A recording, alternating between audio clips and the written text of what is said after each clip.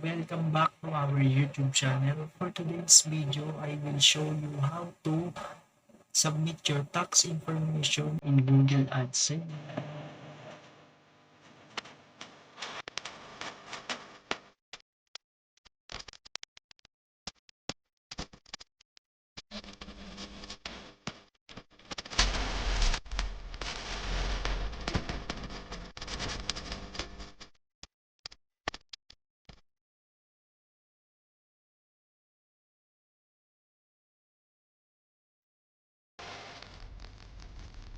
Welcome back to our YouTube channel. For today's video, I will show you how to submit your tax information in Google AdSense. Kamakailan lang guys nakagawa po ako ng ganyang tutorial.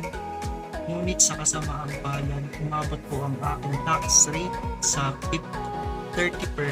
Ayan. Bakit po? Ayan po yung maganda nating katanungan. Yung aking motion and TV ay umabot po sa 15%. Yung other copyright ko po ay umabot po ng 15%. Other services ko po ay umabot po ng 0%. Ngayon ipapakita ko po sa inyo kung paano po magiging zero tax rate lahat po ng pinakita ko po sa inyo. Ayan. Kung bago ka lang po sa aking YouTube channel, please don't forget to subscribe and hit the notification bell para updated po kayo sa aking mga video. Come on and let's start. Unang procedure guys, punta po kayo sa inyong Google AdSense.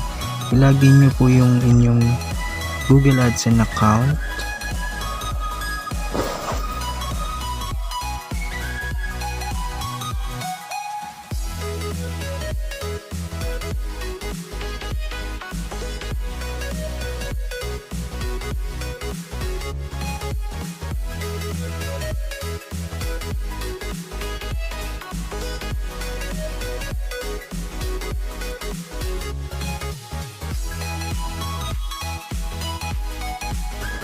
After nyo ma-sign in ang inyong Google AdSense account, click nyo po yung Manage Tax Info. If mali po yung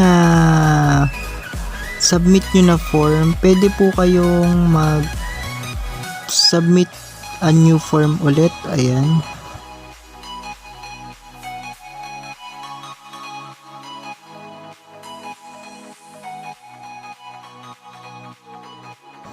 Dito sa tanong na to guys, what is type of account? Ayan, i-click nyo po yung individual. Dito naman po sa tanong na to, are you citizen or resident of the United States? Piliin nyo po yung no. Dito naman guys, ang pipiliin natin yung WHECI na form. Sa country naman guys, piliin natin dito is Philippines.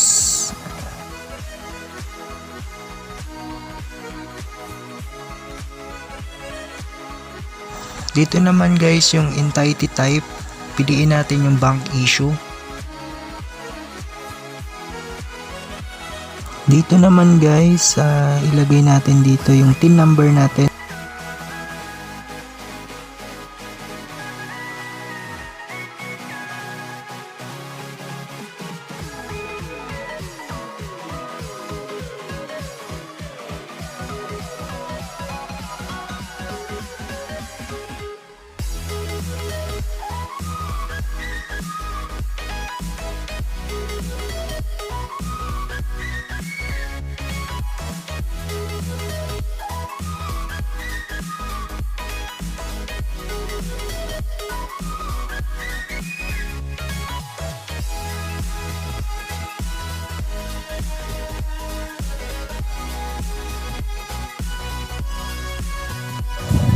Dito naman guys yung ating complete address.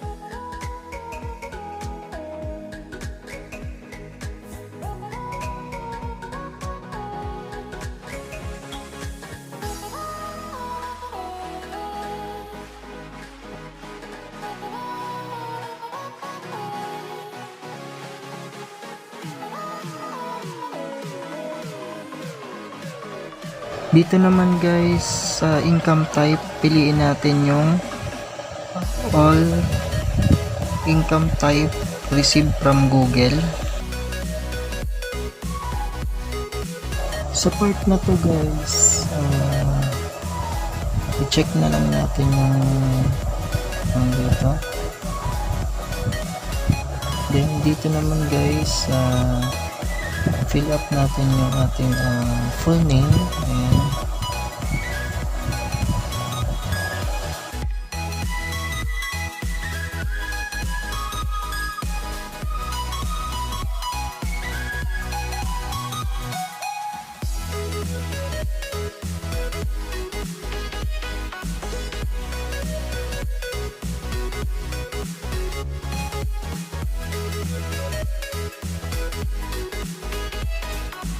Dito naman guys, piliin natin yung no.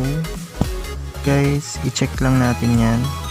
Dito naman sa part na ito, kung nakasahod na po kayo sa Google AdSense, ayan, piliin nyo po yung nasa baba. Kung hindi pa po kayo nakakasahod at di po kayo nakaka-receive ng payments sa Google AdSense, piliin nyo po yung nasa taas. Ayan, dito na din po nagtatapos ang ating video. Kung bago ka lang po sa aking channel, please don't forget to subscribe and hit the notification bell para updated po kayo sa aking mga video. Maraming salamat po sa inyong panonood.